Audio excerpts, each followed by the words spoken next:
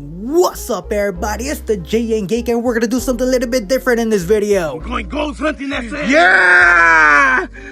This! We're ghost hunting in this! I don't even believe in ghosts.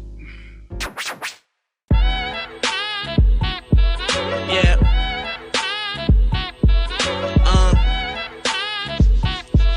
Yeah. Okay, back's a bitch. Where could I find this fucking lever?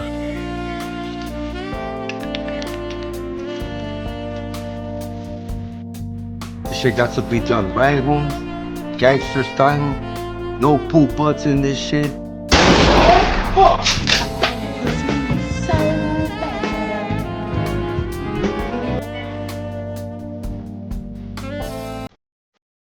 This is the most haunted ship in the world, the Queen Mary.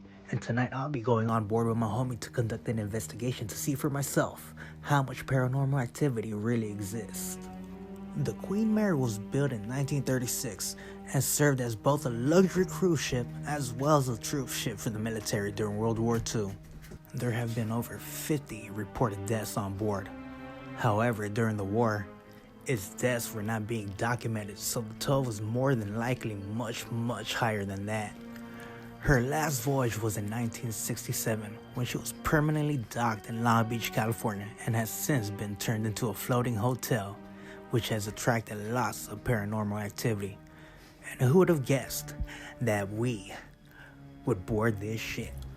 But as I say, Q vole, it's the Geek, and you're watching Cholo Frights. I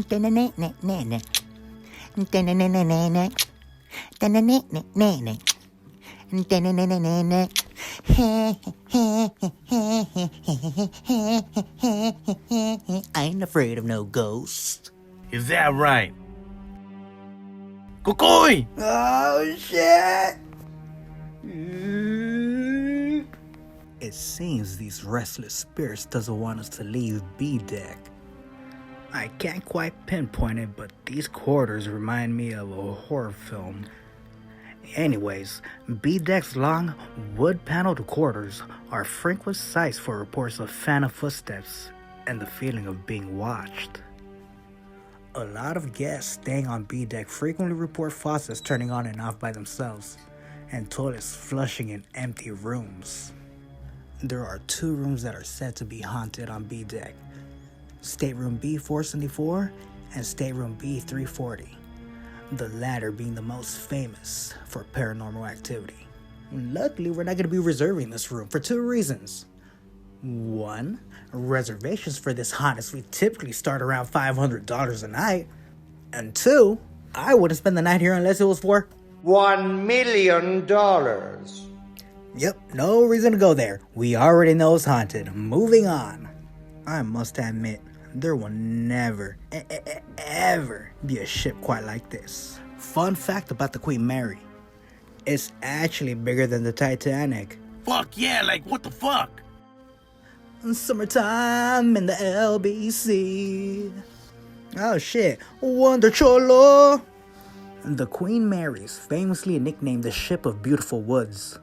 These woods were specifically chosen to represent every British protectorate and colony that existed within the British Empire. At least 6 of the wood species used on the ship are now considered extinct, making the Queen Mary one of the few places in the world where these specific grains and textures can still be seen. Heading to the isolation ward because we're too sick with it, come across this picture of the Queen Mary as a gray ghost. We'll get into that later. While often locked to the general public, it is a primary location for the paranormal shipwalk and graveyard tours, which allow visitors to explore these hidden areas after midnight. Us, however, snuck in this bitch with film permits. The isolation ward, which is also located on B-Deck at the stem of the Queen Mary, is one of the ship's most atmospheric and creepy locations I have ever seen. The ward was originally designed to quarantine passengers with infectious diseases to prevent outbreaks on the ship. During its operational years, it was also used to hold stowaways until the ship reached port and they could be arrested. Just like us. open this porthole. Air out a bit. Whoa! Listen up, pineapple under the sea! We've been walking around this ship for at least 3 hours now. We're tired, and we're lost. We're just trying to look for the engine room. With enough walking around and finally finding a crewmate, she actually helped us find the engine room. We had to walk around the ship. The engine room of the Queen Mary is widely considered one of the ship's most active paranormal hotspots.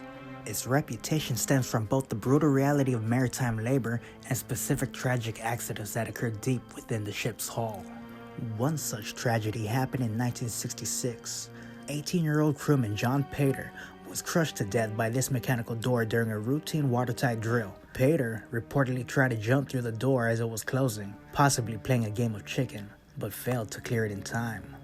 While the original mechanical door 13 was removed during the ship's conversion into a hotel, the area remains a central part of these ghost tours. A separate spirit known as John Henry is said to haunt the boiler room area, which psychics have labeled a vortex for spiritual energy.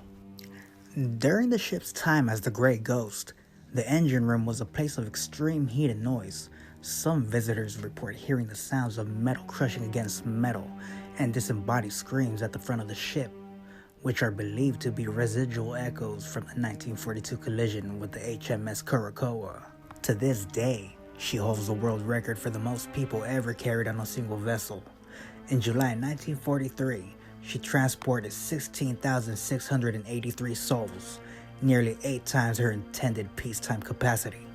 Adolf Hitler reportedly offered a $250,000 reward and the Iron Cross to any U-boat commander who could sink her. As we head to the final leg of our journey, that is the propeller box, I have to talk about one thing: the collision with the HMS Curacoa. This is an actual picture of the sinking.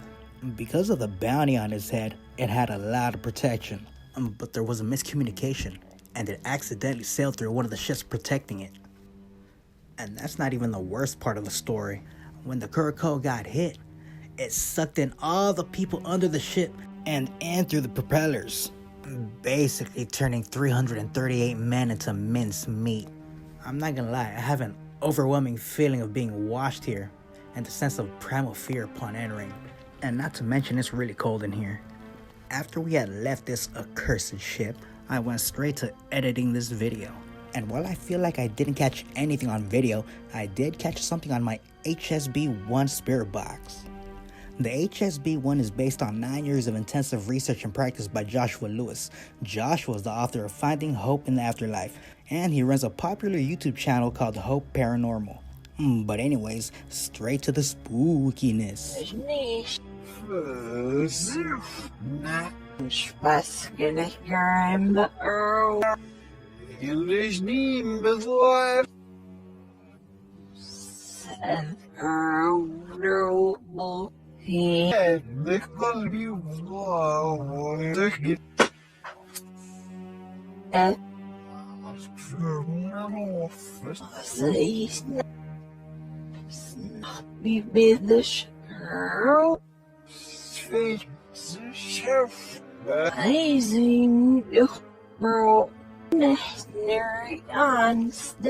Ooh.